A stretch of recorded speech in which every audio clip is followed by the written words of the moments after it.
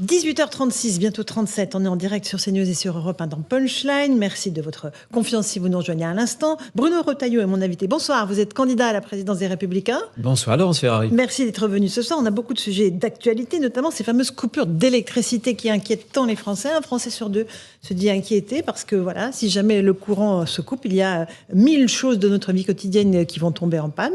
Des téléphones en passant par les respirateurs pour ceux qui sont atteints de maladies graves. On a une communication du gouvernement qui est pour le moins erratique, puisqu'on a eu plusieurs versions différentes depuis le début de la semaine. Du pas de panique à les écoles fermeront. Donc vous savez, on a du mal un petit peu à s'y retrouver. Je veux juste vous proposer d'écouter Olivier Véran, le porte-parole du gouvernement, qui dit qu'il n'annonce pas de coupure. Écoutez, on voit ce que vous en pensez ensuite.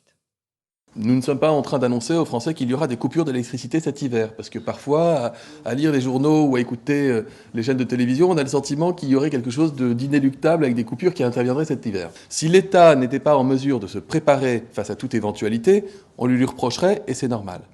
Mais ça ne veut pas dire du tout que nous annonçons aux Français qu'il y aurait des coupures de courant pour cet hiver. Et donc vraiment, je souhaite que chacun garde cela à l'esprit. C'était le sens de ma communication la semaine dernière. Voilà pour Olivier Véran, qui donc rejette la faute sur les médias.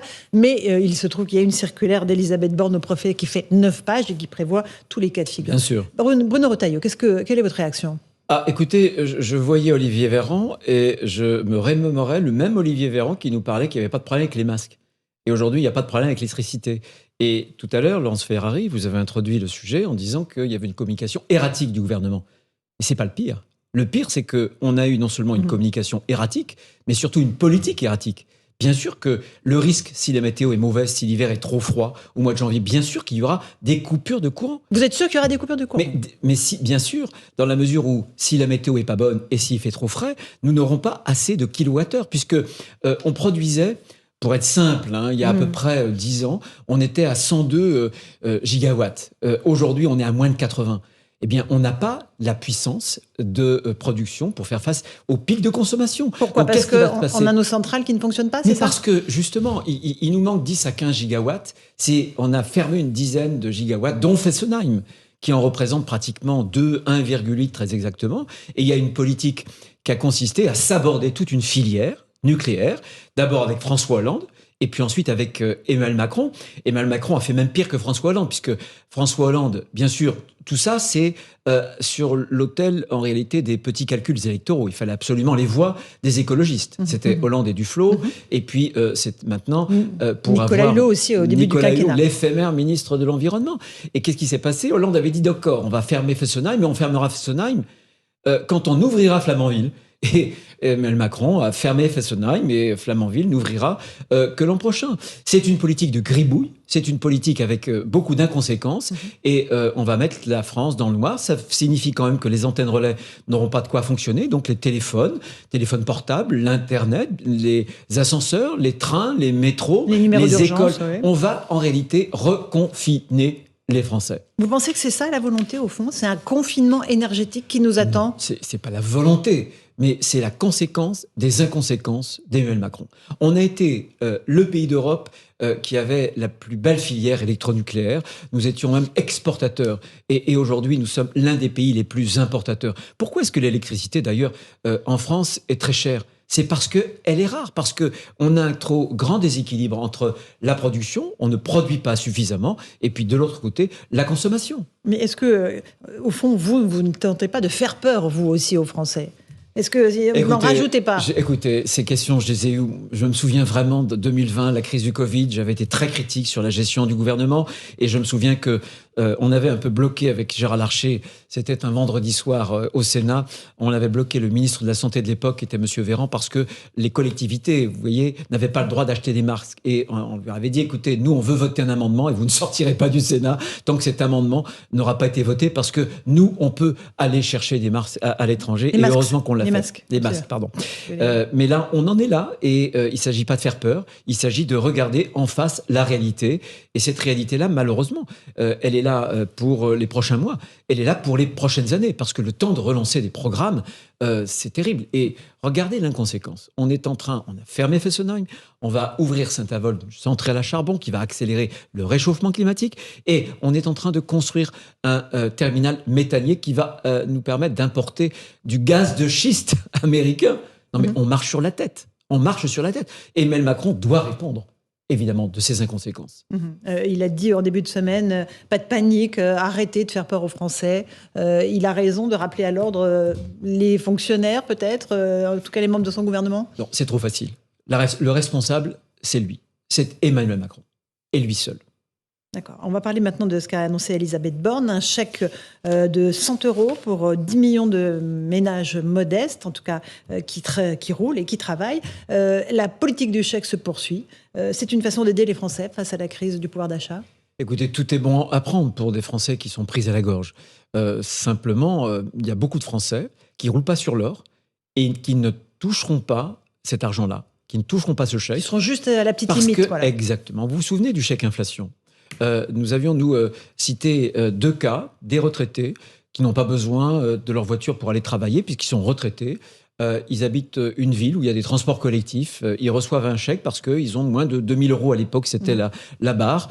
Et puis, vous avez une infirmière libérale qui, tous les jours, doit... évidemment, elle a des enfants, elle doit utiliser sa voiture pour aller soigner ses malades. Et elle va toucher juste un peu plus de 2 000 €. Donc là encore, c'est la classe moyenne qui va en faire les frais. Et cette politique du chèque est une politique qui nous mène à un endettement faramineux. En réalité, c'est un pansement sur une jambe de bois. Ça n'est pas des chèques qu'il faut à l'économie française. Il faut changer de modèle.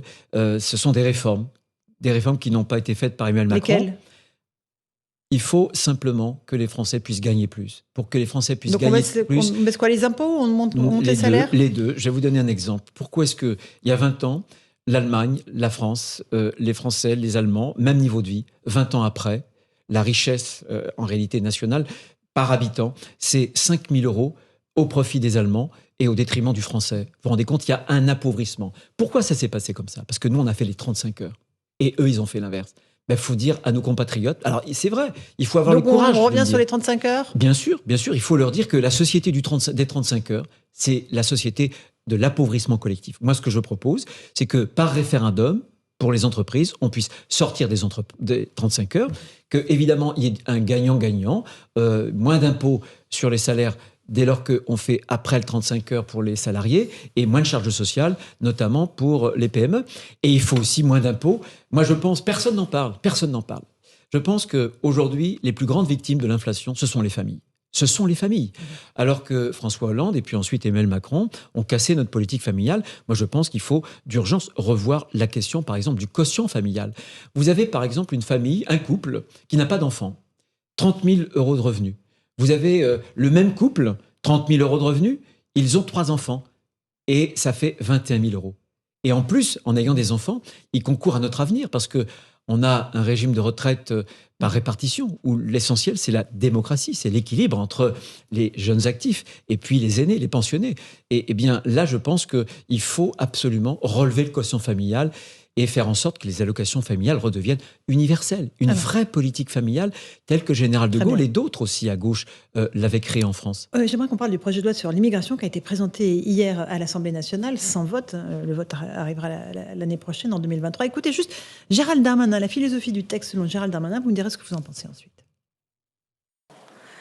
Que signifie en effet d'être contre l'arrivée de médecins, d'infirmiers, de maçons, d'ouvriers agricoles qui travaillent dans les vignes, par exemple, ou des prêtres, quand la France manque cruellement de tous ces métiers, de toutes ces vocations? Cela ne signifie en rien que la peur de l'altérité, ou pire encore, le mensonge démagogique de ceux qui jouent sur les peurs. Non, l'immigration n'est pas ce que les démagogues en disent. En revanche, disons plutôt que l'immigration est un contrat. Un contrat librement consenti par celui qui souhaite venir en France et le pays qui veut l'accueillir. Et puisque la France, notre grand pays, attire grâce à ses valeurs, grâce à son économie, grâce à sa promesse d'avenir, définissons ensemble les exigences qui sont celles de notre nation pour accueillir les étrangers. Voilà pour la philosophie du texte de Gérald Darmanin. Vous dites non à ce texte, Bruno Bien Retailleau. sûr. Alors franchement, merci de me l'avoir fait écouter. J'aurais jamais pensé que M. Darmanin justifiât sa politique d'ouverture des vannes migratoires parce qu'on n'aurait pas assez de prêtres en France. Non, franchement, ça fait rigoler tout ça. Et quand il dit qu'en réalité... C'est une réalité peut-être. En réalité, non mais franchement, la question n'est pas là. La question n'est pas là. Et en plus, je ne pense pas que ce soit eux qui présentent le plus de difficultés d'assimilation. Je ne pense pas non plus qu'ils viennent par dizaines de milliers. Ça n'est pas le problème. Lorsqu'il dit, vous l'avez entendu comme moi dans cette reprise, lorsqu'il dit que la France attire parce qu'il y a une économie, parce qu'il y a des valeurs, mais il rêve. Pourquoi est-ce que la France attire ?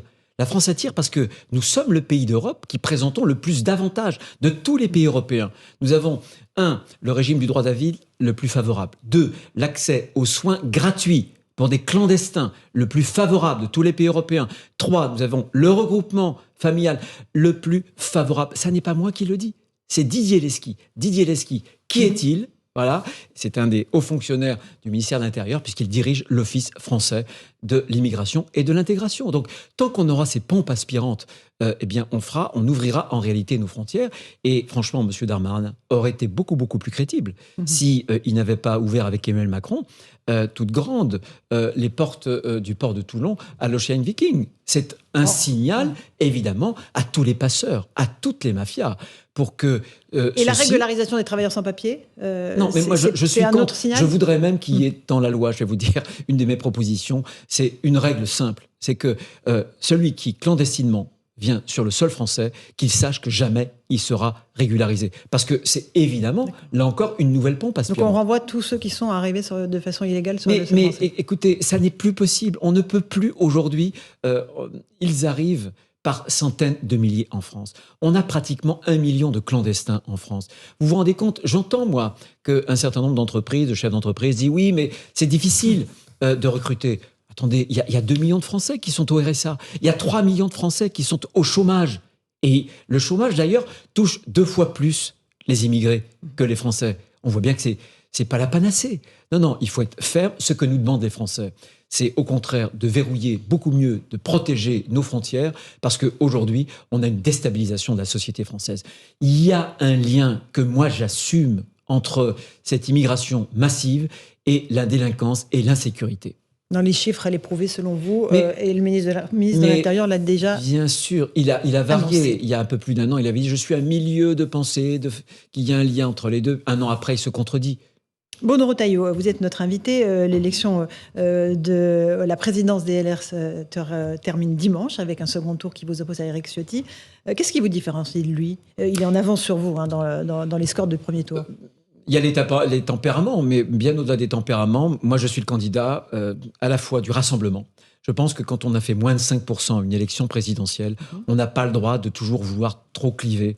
Voilà, opposer les uns aux autres, parce que sinon, on termine à moins de 1%. Je suis rassembleur, je préside un grand groupe, pratiquement 150 sénateurs au Sénat. Il y a beaucoup de sensibilité et ce groupe est cohérent, il est compact. Et ça, c'est important. Et on a besoin, pour rebondir, de rassembler.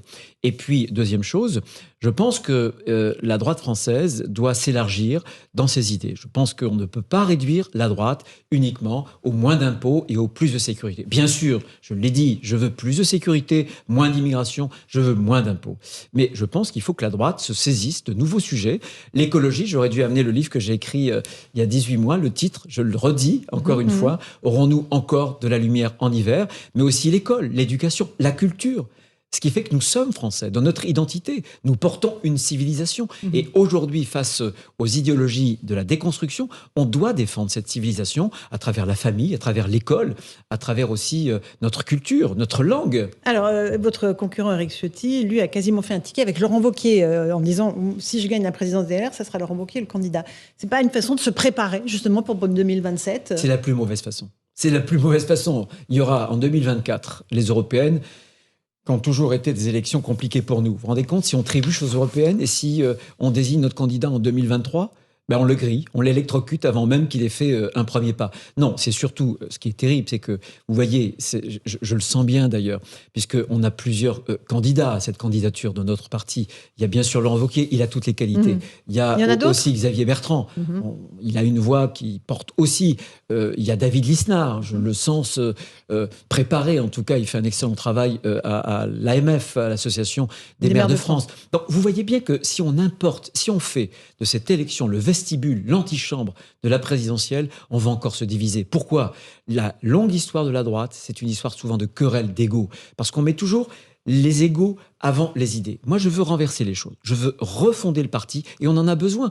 Plus personne ne sait quel est le projet de société qu'on veut porter, le projet de civilisation, qu'est-ce qu'on propose aux Français. Donc, pendant 2 ans, on travaille, on retrousse les manches, on travaille sur le fond, les idées, voilà. On fait des propositions en français et ensuite, on choisira, bien entendu, le candidat. D'abord la refondation, puis ensuite l'incarnation. Merci beaucoup Bruno Retailleau d'être venu défendre Merci. votre vision pour les LR. Vous restez avec nous, on va partir tout de suite à Doha, au Qatar, rejoindre l'ami Jacques Vendroux. Bonsoir Jacques. Évidemment, on va faire le point, Jacques d'Europe 1 évidemment, sur le match du Maroc, un phénomène quasi mondial, c'est cela Jacques ? Bonsoir à vous. Ah non, mais c'est un événement considérable. Vous savez, la diaspora, je veux dire, marocaine dans le monde, elle est extraordinaire. C'est vrai qu'ici, par exemple, à Doha, plus de 40 000, voire 50 000 Marocains sont venus de Rabat, de Casablanca, d'Agadir pour assister donc à ce quart de finale qui aura lieu, vous le savez, ce week-end. Ce qui est extraordinaire, c'est que vous avez une image qui a fait le tour du monde. Sa Majesté Mohamed VI est descendu dans la rue à Rabat, dans sa voiture, on voit d'ailleurs l'image, et ce qui est extraordinaire, c'est qu'il avait le maillot de la sélection marocaine, et dans l'histoire de la royauté marocaine, eh bien, Mohamed VI est le premier, par rapport à son père, par exemple Hassan II, eh bien, à descendre dans la rue, mais il adore le football, il a appelé, paraît-il, 2 ou 3 joueurs de la sélection marocaine. Non, mais c'est un événement considérable, je veux dire, dans le monde du football, et ici au Moyen-Orient, c'est la première fois dans l'histoire du football mondial qu'une équipe maghrébine eh bien, se qualifie pour un quart de finale de Coupe du Monde de football. Alors, vraiment, c'est historique. Alors justement, Jacques, rappelez-nous ce tableau des quarts de finale. Ça commence quand et comment ça se déroule ? Alors, c'est sur un match sec, d'accord ? C'est-à-dire, c'est 120 minutes et penalty, c'est ce qu'on appelle élimination directe. Donc, vendredi à 16h, vous avez Croatie-Brésil, c'est important. Vous avez surtout, eh bien, ce vendredi à 20h, vous avez Pays-Bas-Argentine. C'est sans doute un des matchs les plus exceptionnels de ces quarts de finale. Vous avez samedi, grande journée, je veux dire, Maroc-Portugal à 16h. Et surtout, France-Angleterre, en direct sur Europe 1, bien sûr, à 20h. Et là aussi, c'est un match passionnant. Si vous battez l'Angleterre, je pense que vous pouvez être champion du monde de football. Ah, carrément, ça c'est le pronostic de Jacques Vendroux. Si on bat l'Angleterre, on peut être champion du monde. Donnez-moi des nouvelles des Bleus, alors justement Jacques, comment est-ce qu'ils Alors les Bleus vont s'entraîner dans un quart d'heure. Il y a un entraînement qui est prévu, donc aux alentours de 19h heure française et 21h heure de Doha. Tout à l'heure, Adrien Rabiot, le capitaine, l'un des joueurs de l'équipe de France, eh bien, a fait le point sur ce qui nous intéresse le plus, en fait. Est-ce que Mbappé va jouer ? Normalement, Mbappé va jouer, normalement, il va s'entraîner, et normalement, on ne doit pas s'inquiéter. Voilà, donc en principe, c'est l'équipe qui a affronté le Danemark et la Pologne qui devrait débuter samedi contre l'équipe d'Angleterre. Là, vous savez tout, Laurence. D'accord, mais vous êtes optimiste quand même, Jacques. Je vous sens le sourire aux lèvres et l'œil qui pétille. Quand vous êtes en quart de finale de Coupe du Monde de football, Laurence, logiquement, vous venez pour gagner.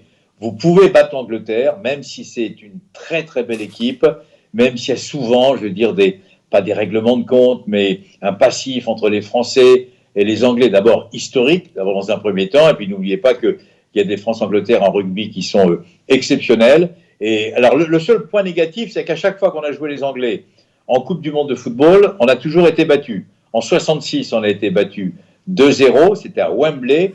En 82, on a été battu par cette même équipe anglaise, c'était à Bilbao, la fameuse année 82. Puis l'équipe de France a été extrêmement brillante. Et là, c'est la 3e fois. Moi, je crois que ça va le faire. Merci Jacques. Ça va le faire. Merci beaucoup Jacques Vendroux d'Europe 1. On vous retrouve dans un instant dans Europe Soir. Bruno Retailleau, merci. Un pronostic pour le France-Angleterre ? 2-1. 2-1 avec le nom des buteurs ? Et pour la vraie. Oh, écoutez, je vais pas être original. Bon. Peut-être Mbappé puis Giroud. Bon, alors, ok, comme le président de la République, comme le pronostic du président de la République. Merci beaucoup à vous de votre confiance, chers amis téléspectateurs et auditeurs. Dans un instant sur CNews, vous retrouvez Christine Kelly et ses invités pour Face à l'info. Bonne soirée sur nos 2 antennes.